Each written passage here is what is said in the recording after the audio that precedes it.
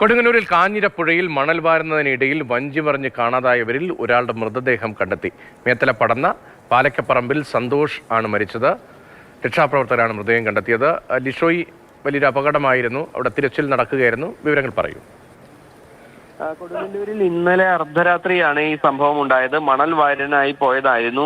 ഒരു വഞ്ചിയിൽ 4 പേരാണ് പോയത്. അതിൽ 2 പേരെയാണ് കാണാതായിരുന്നത്. 2 പേർ നീന്തി രക്ഷപ്പെടുകയും ചെയ്തു.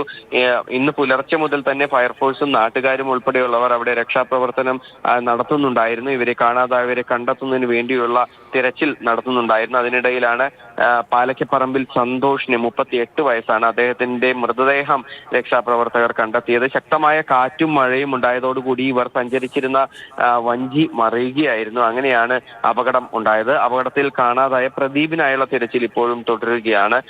കാറ്റും മഴയും ശക്തമായതാണ് കോട്ടപ്പുറം ഭാഗത്ത് പുഴയിൽ മണൽ വാരുന്നതിനിടെ അപകടത്തിന് ഇടയാക്കിയത്.